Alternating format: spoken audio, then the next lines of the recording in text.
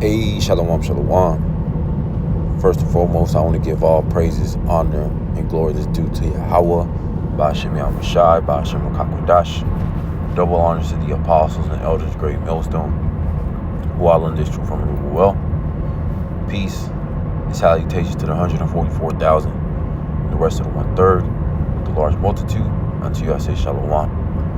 Coming to you back with another lesson through the Spirit, and I'm entitled this one, The Lord is visiting this place, because it's clear and evident that this place, this current age, this world being ran by Esau, Edom, the self-proclaimed white man, is coming to end very soon, because we see all the different prophecies playing out that are pointing that this place, it's on its way out. It's pretty much being wrapped up to be destroyed, and for the kingdom of heaven, to be established. But first, we understand that all these different prophecies have to play out, and it's clear that they're unraveling. We got Jacob's trouble right around the corner, all these different protests, eyes raised, the northern kingdom being persecuted. And just like in history, history repeats itself. The northern kingdom got persecuted first, but then right after the southern kingdom. And we're right at that point, ultimately, because Esau, Edom, he knows that he only has a short time to establish his new world order.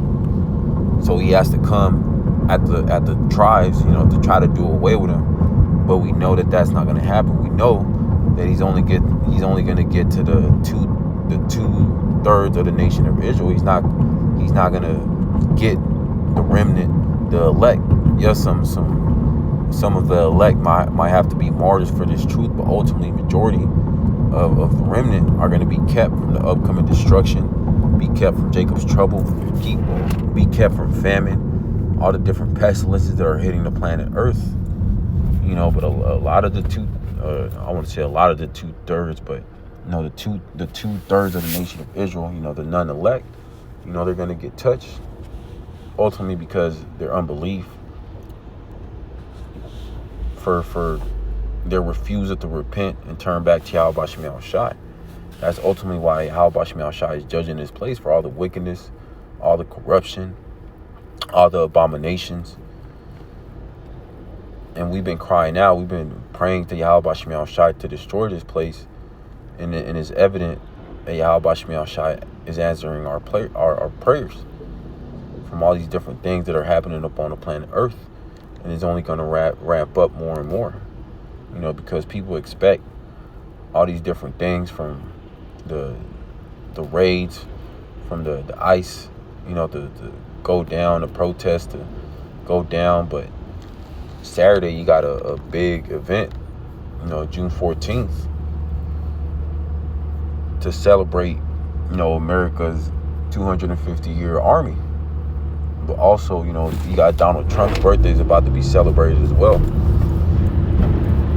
A lot of people are just brushing that off like it's going to be a regular day, but, we might have a major event take place on Saturday.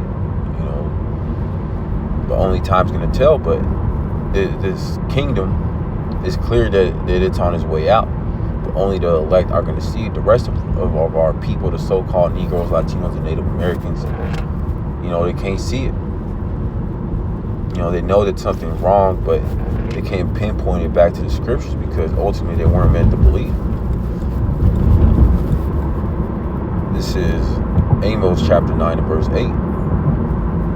Behold, the eyes of the Lord, Yahweh Ba'ashem Yahushai, are upon the sinful kingdom, and I will destroy it from off the face of the earth, saying that I will not utterly destroy the house of Jacob, said the Lord Yahweh Ba'ashem Yahushai. That's right. That's why all these different things are happening upon the planet Earth. All these different judgments. The northern kingdom getting gathered up and deported. Some of them are getting sent to concentration camps, detention centers. Down there in El Salvador, Guantanamo Bay, wherever it may be. Ultimately, because Yahweh Ba'ashem Yahushai has his eyes set upon a sinful kingdom, especially here in America, which is Babylon the Great, spoken about in the scriptures. This is the mother of all harlots, and this is where that great deliverance is set to take place, but also that great destruction of the two-thirds of the nation of Israel, comprised of these so-called Negroes, Latinos, and Native Americans. That's why it says, saying, I will not utterly destroy. So, Yahweh Shai is not going to utterly destroy, the house of Jacob, which means completely destroy, but he is going to destroy. He's going to destroy a large percentage, which is going to be two-thirds of the nation of Israel that refuse to come back to Yahweh Shai. This is Revelation chapter 12 and verse 12. Therefore rejoice, ye heavens, and ye that dwell in them. Woe to the inhabitants of the earth and of the sea, for the devil is come down unto you, having great wrath, because he knoweth that he hath but a short time. And that's right, the inhabitants of the world, the average Jake, the average heathen. Ultimately, the reason why Esau, Edom, the self-proclaimed white man, is coming down with that great wrath now, especially with these different raids targeting, the so-called Mexicans, the tribe of Issachar, pretty much the whole northern kingdom, the Central Americans, Colombians, Venezuelans, is because he knows that he has a short time. So he has to speed things up. He has to start coming down with that great wrath, with that sword, because right now he's just gathering them up and deploying them. But it's going to get to that point where he's just going to start putting people to death, start declaring martial law, the Insurrection Act, start selling the military in large numbers, because he's already starting to do that. How much more in the upcoming months, because Esau, Edom, he sees that Yahweh Shai is on his way back. So he's trying to get his system up, his new world order system, up and running. It's going to be ran by AI, by the digital currency that's going to be made possible by that MOTB, which is the micro Sieve, which a lot of our people, the 2/3, are prophesied to take for refusing to turn back to Yahweh Shai and bowing down the knee to this devil, the self-proclaimed white man, Esau, Edom. Because it says the devil is come down unto you having great wrath. Ultimately that's going into the man. That's going into Esau, Edom, the self-proclaimed white man. That's not going into the spiritual demon Satan, horns, all red, tail with the pitchfork. No, that's not what that's going into. Like a lot of these Christians, these churches make our people to believe. In 2nd Ezra chapter 6 and verse 9, for Esau is the end of the world, and Jacob is the beginning of it that followeth. And that's right, we're at the end of this world, this current age.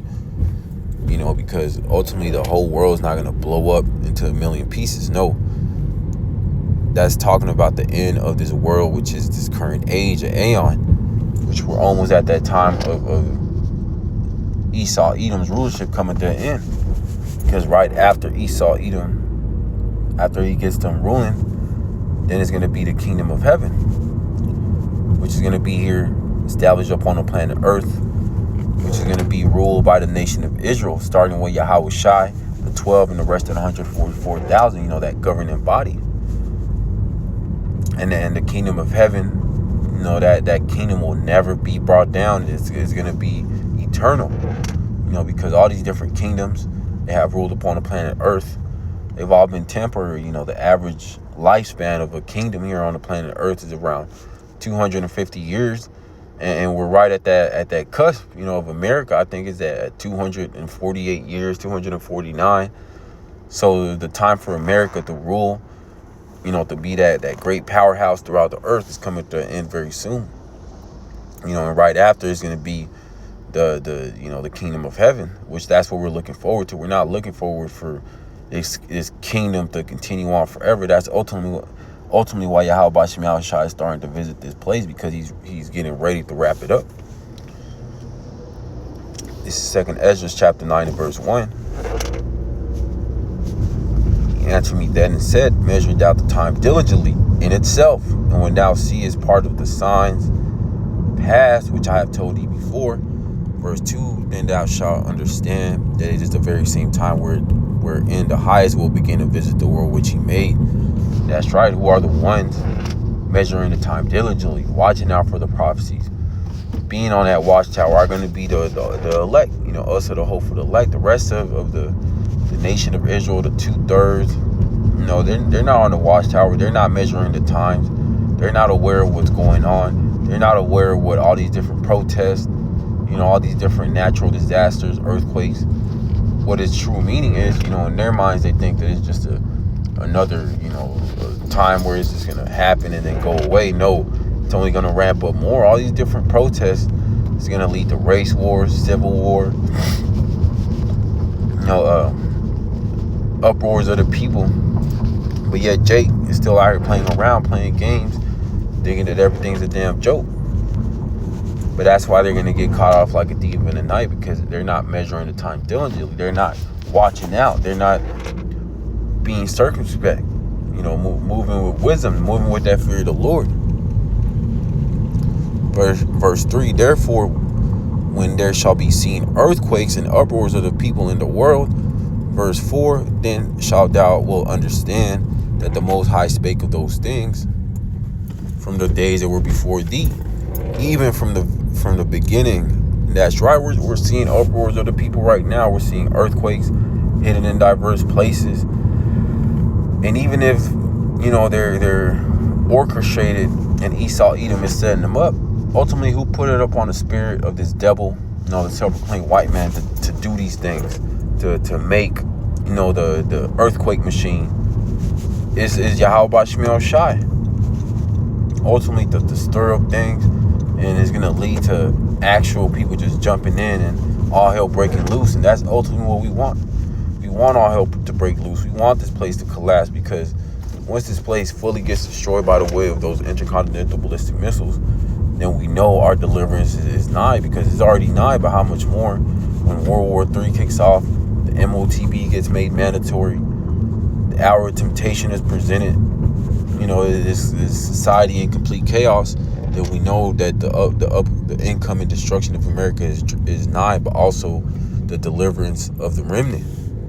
And we hope, we give diligence to make our calling and election sure.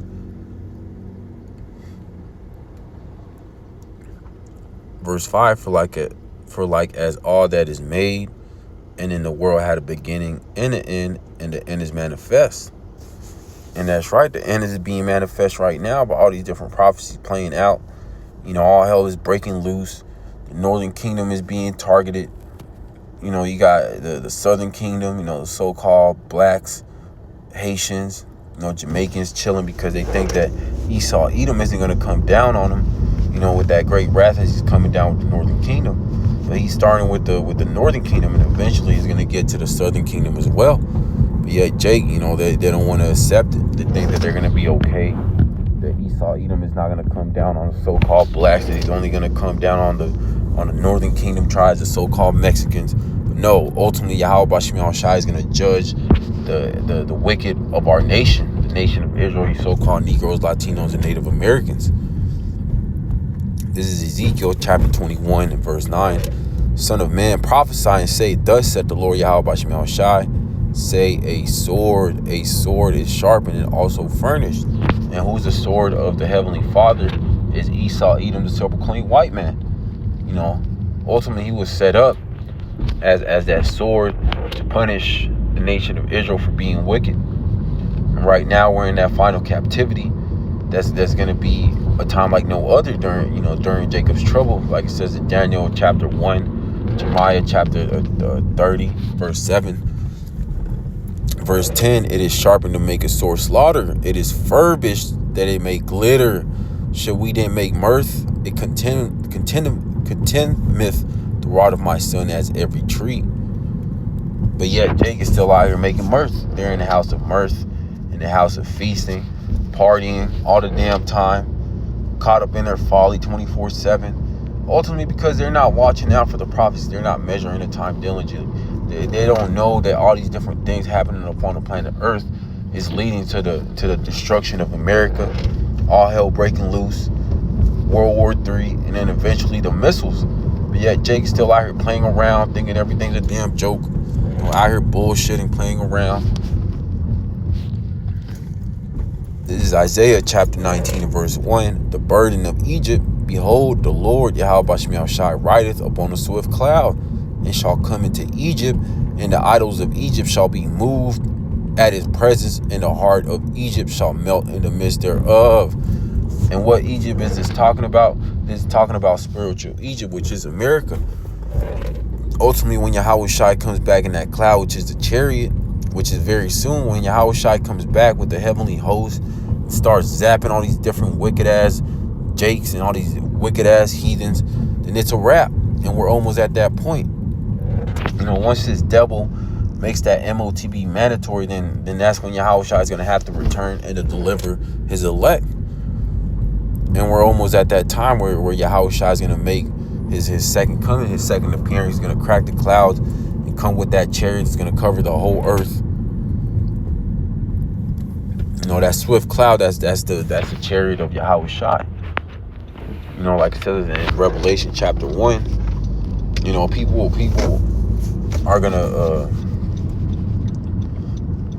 are gonna be watching out for Yahweh Shai's second coming.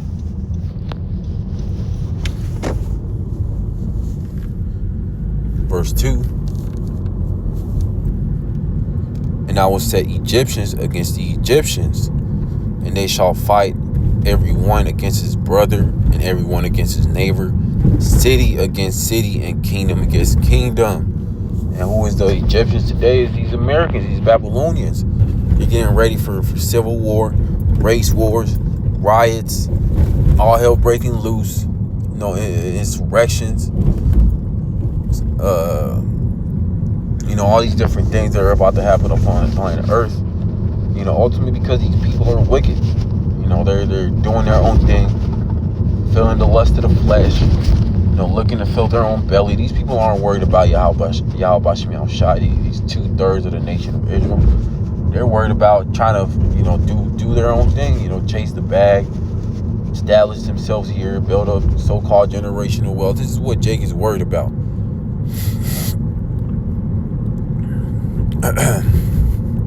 Verse 3, and the spirit of Egypt shall fill in the midst thereof.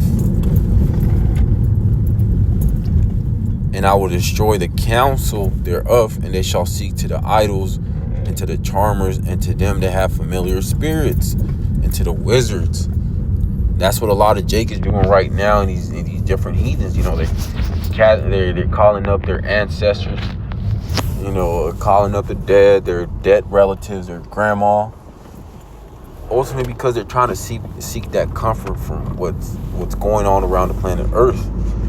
Because the majority of people out here, they're bugging out. They don't have the Ruach HaKodesh to comfort them in these times of all hell breaking loose. If they're bugging out right now, how much more when they don't have any food, any water, their bread and circus gets taken away, their bank accounts gets wiped out, they're going to completely bug out. That's why they're trying to gather up all these, try to conjure,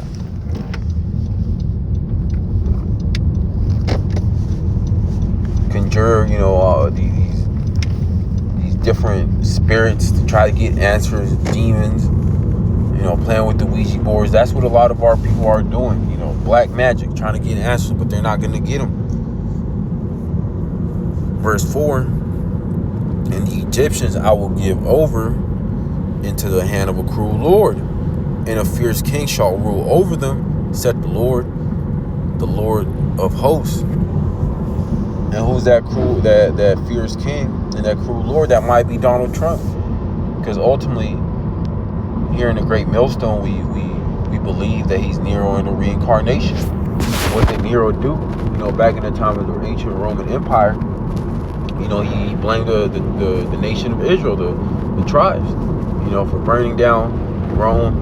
And that's what Donald Trump is doing today. He's